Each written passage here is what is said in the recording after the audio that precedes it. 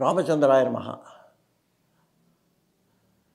ఇవాళ రామాయణంలో మనం చాలామంది దాన ధర్మాలు చేస్తుంటామండి.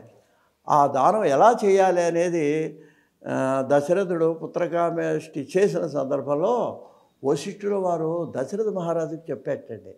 ఇది ఒక విషయం అండి. రామాయణం అంటే ఎవరికి తెలియదండి. సీతారాములు ఏదో పెళ్లి చేసుకున్నారో, అరణ్యవాసానికి వెళ్ళారు, పట్టాభిషేకం, ఇది అందరికీ తెలుసు. దీనికోసం అయితే మనం రామాయణం చదవక్కల్లా. ఆ లోపల ఉన్న అంతర్గతమైన విషయాలు పట్టుకొని వాటిని కొద్దిలో ఆపితే కొద్దైనా మనం ఈనాటి జీవితంలో ఆచరించగలిగితే అప్పుడు రామాయణం యొక్క సార్థకత. ఇక్కడ ఏంటంటే ఆయన యజ్ఞం అయిపోయింది. తర్వాత దానికి ముందు ఏంటంటే పుత్రకామేష్టికి ముందు అశ్వమేధ యాగం చేయమన్నాడు వశిష్ఠుడు వారు. సరే చేశాడు. ఆ అశ్వమేధ యాగ సందర్భంలో అండి అబ్బో అన్నదానం అంటండి అలా వండుతున్నారు, వడ్డిస్తున్నారు, తింటున్నారు, వెళ్ళిపోతున్నారండి. మామూలుగా భోజనం కూడా కాదు. ఇప్పుడు మనకి ఇవాళ దేవాలయాల్లో ఏమిటోనండి, ఇవాళ కూరలు కూడా మానేసి మొన్న ఒకసారి ఆ సింహాద్రి ఎడితే సాంబార్ అన్నమును పెరుగన్నం పెడుతున్నారండి. అంటే కూరలో ఇప్పుడు తిరుపతిలో ఇంకా మామూలుగా పెడతారు. ఈ దేవాలయాలు వాళ్ళకి ఏంటంటే డబ్బులు లేవా, వాళ్ళని చూసి ఈ చిన్న చిన్న దేవాలయాలు కూడా సాంబార్ అన్నం పెరుగన్నం పెట్టి పంపించేస్తున్నారు. ఇదే పద్ధతి. కొంతమంది తినగలిగిన వాళ్ళు ఇప్పుడు అన్నంలో కూర, ఒక పచ్చడి, పప్పు, సాంబారు, మాజిగా ఉంటే సంతృప్తిగా వచ్చిన భక్తుడు భోజనం చేస్తాడు. దీన్ని కూడా పద్ధతులు మార్చేస్తున్నారు మన నిర్వాహకులు. ఇది మంచి పద్ధతి కాదు. మరి ఆయన ఏం చెప్తున్నాడు రామాయణంలో అంటే, ఆయనండి వచ్చిన వాళ్ళు పేదవాళ్ళందరికీ వచ్చి చూడటానికి వచ్చిన వాళ్ళకు కూడా షడ్రసోపేతమైనటువంటి భోజనాన్ని పెట్టారు. అన్నం హి విధివత్తు స్వాదు ప్రశంసంతి ద్విజర్వదాహ అంటాడండి. ఆ ప్రశంసలు పొందేట్టుగా ఎన్ని రకాల పిండి వంటలతోనూ చేసి షడ్రసోపేతమైనటువంటి భోజనాన్ని ఆ దశరథ మహారాజు ఆ యజ్ఞం సందర్భంగా ఆయన పెట్టాడు అని అక్కడ వర్ణించాడు. అంతేకాదుటండి దశరథ మహారాజు ఎంతో దాన ధర్మాలు, ఎవరేం కావాలంటే వాళ్ళకి అది బంగారం దానం, తర్వాతనేమో గోదానం, భూదానం, ఇట్లా ఆ సందర్భంలో ఆయన దాన ధర్మాలు చేస్తుంటే ఆ సందర్భంలో వశిష్ఠుడు దశరథ మహారాజును పిలిచి ఒక మాట చెప్పేటండి. ఇది మనం గమనించాలి రామాయణంలో. ఏమని మాట చెప్పేటంటేనండి, ఓ మహారాజా, దానం చేసేటప్పుడు ఎలా చేయాలో జాగ్రత్తగా గుర్తుపెట్టుకో. అవజ్ఞయా నదాతవ్యం, రామాయణంలో దండి శ్లోకం. అవజ్ఞయా నదాతవ్యం కచ్చిల్ లీలయాపివా అవజ్ఞయా కృతం హన్యాత్ దాతారం నాత్ర సంశయ. ఓ మహారాజా, నువ్వెవరికైనా దానం చేసేటప్పుడు అవజ్ఞ అంటే అవమానకరంగా నా దాతవ్యం, అవమానకరంగా దానం చేయొద్దయ్యా. ఇప్పుడు ఇవాళ మనం చాలా చోట్ల చూస్తున్నామండి. అయ్యో పురోహితం చేసే బ్రాహ్మడు ఏం పెద్ద సంపన్నుడైతే పురోహితం ఎందుకు వస్తాడు?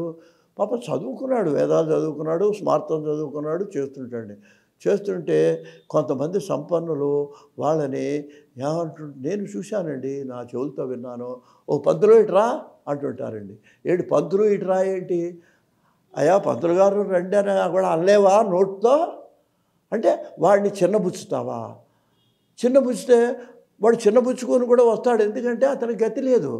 అతని దానం తీసుకొని, వస్తువు తీసుకొని ఎడితేనే కానీ అతని ఇంట్లో జీవనం గడవదు. కానీ అతనికేం నష్టం లేదు, నీకే నష్టం. ఇది రామాయణం చెబుతున్నదండి. ఏమని చెబుతున్నది? అవజ్ఞయా నదాతవ్యం, అవతలవాడు మనసు కష్టపడేట్టుగా, అవతలవాడు మనసు చిన్నబుచ్చుకుండేట్టుగా నువ్వు మాట్లాడుతూ దానం చెయ్యవద్దు. ఈ దశరథ మహారాజుకు చెప్పాడు వశిష్ఠుడు వారు. అంటే మనందరికీ కూడా ఈ దాతలు, సంపన్నులు ఎవరైతే ఉన్నారో, మీరు బ్రాహ్మణులకు దానం చేసేటప్పుడు వాళ్ళని ఏకవచనాల్లో పిలవటము, వాళ్ళని అమర్యాదగా మాట్లాడటం చేస్తే ఏం జరుగుతుంది అంటేనండి, దానివల్ల వేషమెత్తు కూడా నీకు పుణ్యం, ఫోటోలు తీసుకోవడానికి పనికొస్తాయి. ఆ గోదాన దానాలు, ఈ దానాలు, ఆ దానాలు, నీకు వేషమెత్తు కూడా పుణ్యం రాదు అని రామాయణం చెప్తున్నది. గమనించాలండి దాతలు. ఇక రెండవది ఏంటంటే ఏం చెబుతున్నాడు చూడండి, అవజ్ఞయా కృతం, ఈ అవమానకరంగా నువ్వు ఏ దానం అయితే చేస్తావో అది హన్యాత్ దాతారం నా అత్ర సంశయ. నీకు సందేహం లేదు, చివరికి ఇది దానం చేసిన వాడికి హన్యాత్ అంటే ఏంటనమాట, కీడు కలిగిస్తుందని కూడా చెప్తున్నాడండి.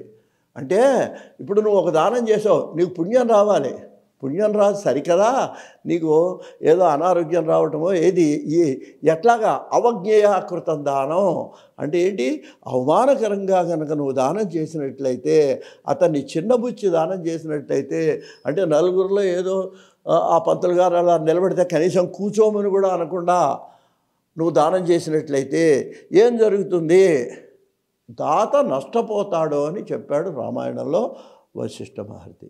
ఇది ఎవరికి అంటే అసలు ఎలా ఉండేవాళ్ళు, భయపడేవాళ్ళు కాదండి, అది మనం గమనించాలి. ఇవాళ పురోహితులు ఎలా ఉంటారు, ఇదిగో ఆ పంతులు ఇట్లా రా అంటే ఆ చెత్త 4 రోజుల ముహూర్తం పెట్టేయాలి వీడు, అది ఎలా ఉందో కూడా వాడికి ఇలా జబర్దస్తిగా జరుగుతున్నాయండి వాళ్ళ కార్యక్రమాలు పురోహితుల మీద. కానీ ఆ రోజుల్లో ఎలా ఉండాలంటే పురోహితుడికి రాజుగారు భయపడేవాట.